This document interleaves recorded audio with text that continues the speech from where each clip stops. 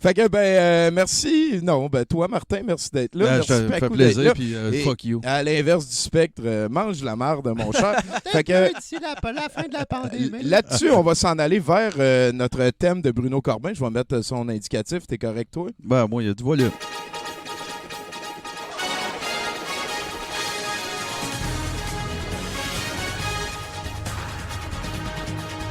Voici maintenant les manchettes internationales avec Bruno Corbin. Incroyable. Est-ce qu'on peut me confirmer que tout le monde a bien entendu le thème de Bruno Corbin en ligne? C'est une de mes tunes préférées, composée par Simon Préjean dans le jadis. Quand même, voilà, Dieu, c'est un pimp. Merci beaucoup. Bruno Corbin, t'es en ligne? Oui, je suis là. Est-ce qu'on m'entend? Est-ce qu'on entend Bruno? Juste pour qu'on y mette d'en face à l'autre, là. Ah ouais? Ah ouais, on va être Ah bien. ouais, c'est sûr qu'il t'entend, Ben, Bruno. Tu finis ta vaisselle? Yes, jusqu'au bout de la nuit. Et un cadavre qui y va avec les premiers globaux. Bruno, s'il te plaît, abreuve-nous. Ça fait vraiment plaisir d'entendre ta voix, buddy. Comment ça se passe par chez vous? Ça va super bien. Je suis en bédaine. Ouais, c'est ça. Ça va vraiment bien. Puis, fait que là, t'es en train de me dire... Non, mais c'est pas ton premier 70% en bédaine, toi. Et je veux dire non, mais T'aurais pas d'exemple. Ouais, c'est ça. Ouais, non, c'est ça. À Choc, on se laisse aller quand même. Hey, pas t'as mal. mis- J'ai 2-3 exemples qui me remontent, mais que j'aime mieux pas discuter. Moi, j'ai souvenir aussi d'avoir vu Bruno en step-in, ou pour ceux, les puristes, les bobettes, en step-in tiré de la carabine dans un vidéo. Te rappelles-tu pendant l'FME à Rouen? Ah, fuck, oui. Hey, ça, là, c'est brûlé dans ma mémoire. À jamais, là. Et ça, je pense que c'était ton affaire de la chasse des canards, là, là d'Ocotte, là. Bruno. Ouais. Ouais. Maman. C'était à l'époque avec cheveux, je faisais 40 livres de moins. Exactement. Hey, je t'aime, Bruno, content de t'entendre parler, mais bon, on va tomber dans le business un petit peu, là. Parle-moi de l'univers. Ben oui, fait que je vais refaire la nouvelle de la semaine passée qu'on a. Avec plaisir. Avec plaisir. On va retenir par longtemps. C'est ça. Alors, le pasteur conspirationniste Rodney Howard Brown a affirmé plus tôt cette semaine qu'il ne fermerait pas son église de Tampa en Floride, car si quelqu'un éternue, il neutraliserait le virus en une fraction de seconde avec ses 13 machines spéciales.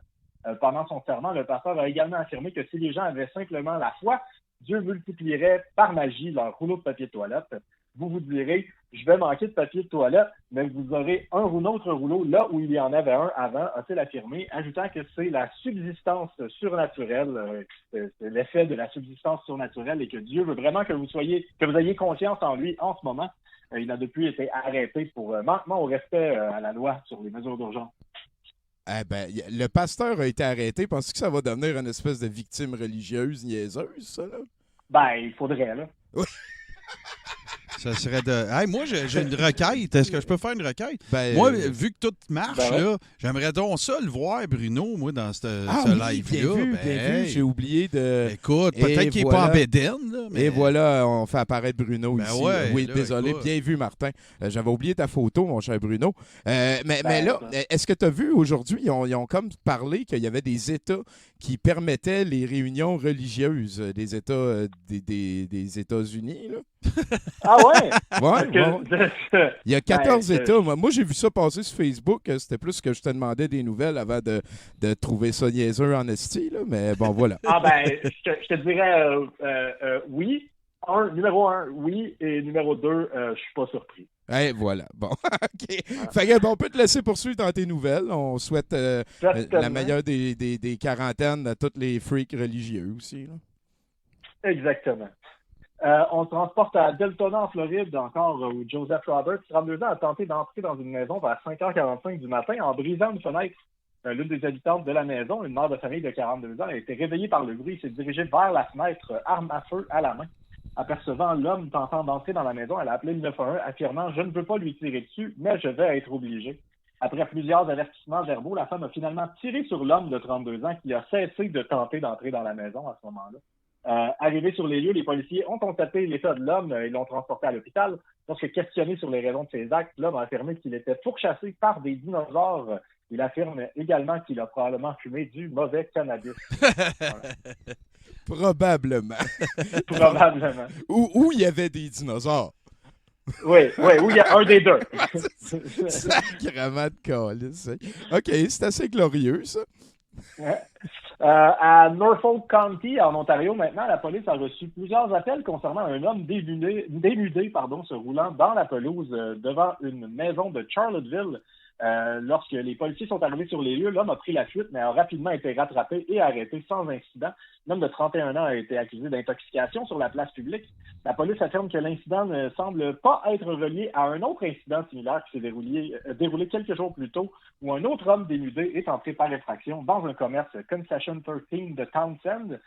Concernant la similarité entre les deux incidents, un porte-parole de la police de Norfolk a affirmé qu'il était bouche bée. Ben, nous autres aussi, je pense, Bruno. Ouais. Puis t'as-tu comme des théories ou des hypothèses, hein? On s'en rappelle, c'est pas la même chose. Mais Oui. t'as-tu comme des hypothèses, toi? C'était pas le même nom de famille.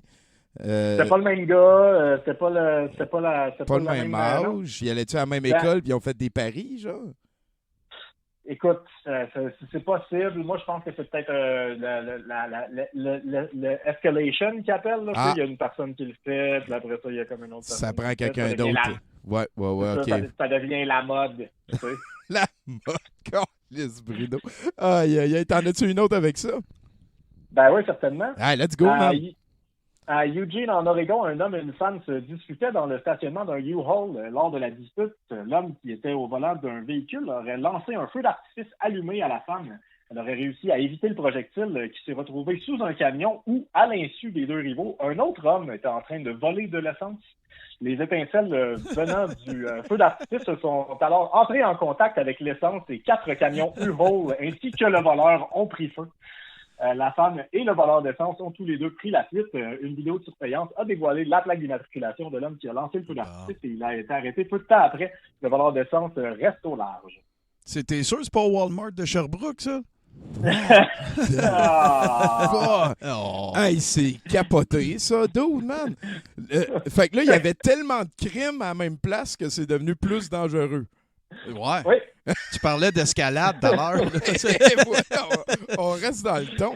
Asti de calice. Symphonie d'erreurs. Sérieux, Bruno, là, c'est la chose qui me fait le plus de bien en longtemps de t'entendre me raconter des calices de niaiseries. Puis tu vois que le monde, il arrête pas d'être cave, là, même si on est supposé être chacun chez nous. Là. Non. Ben, je pense que ce que ça fait en général, ce genre de mesures-là, c'est que le monde qui sont caves continue à faire des affaires caves. Ils sont peut-être même plus seuls. Ils pensent qu'ils ont personne qui les guette. Fait que, OK. C'est ça. Ouais. Fait que ça va être des bonnes nouvelles pour les semaines qui viennent. T'en as-tu une autre? Écoute, je peux t'en faire une autre avant de partir. On fait ça, Ben, certainement. Donc, à Brookside, en Alabama, un homme et une femme étaient en train de copuler dans leur voiture dans un stationnement de poste de police quand le prévisible est arrivé. La femme, Paula Gardner, devait se rendre au poste pour des travaux communautaires ordonnés par la Cour et l'homme en question, James Sanders, avait offert d'aller la reconduire. Le couple a été aperçu sur les caméras de surveillance des policiers qui ont dû sortir dehors pour les arrêter. Les officiers de police ont décelé une forte odeur de marijuana lorsqu'ils se sont approchés des suspects et une fouille du véhicule a dévoilé la présence de substances illégales à l'intérieur, incluant méthamphétamine, marijuana et une arme à feu. Escalade de drogue. Le véhicule a été envoyé à la fourrière. Les deux suspects ont dû marcher jusqu'à la prison. Ça, c'est pas fair. Ça c'est chier, là. Ben, ça lui a donné le temps de réfléchir. Ouais, probablement. Ben, Bruno, merci vraiment beaucoup de ton concours et tout. J'ai hâte de te faire un câlin, buddy. J'espère que tout va bien. Même affaire. All right. Ça se passe bien. All right. Je t'aime, man. Je t'aime. Bonne continuation. All right. Ben, merci. À bientôt. On se tient au courant pour la suite. J'en profite pour aller check. Il y a Grey Fox on the Run qui a dit la step-in, pas mal habitibien comme terme. Ouais. Ça me ramène loin en esti. Et effectivement, puis je viens de comprendre que step-in. Moi j'ai tout le temps pensé. Oui, mais je viens de lire, je viens de le comprendre. Écrit j'ai comme ça. J'ai tout le temps pensé que c'était S-T-E-P-I-N-E. pour des une step-in. raison comme un slip-in bag, là, tu sais, Tu SLI, slips dedans PP-in. tes step-in. Ouais, mais non. Mais en Voilà. fait, oui, Abitibien, t'es Miscamien dans mon cas, mais écoute, c'est tout la même. C'est pas mal le même.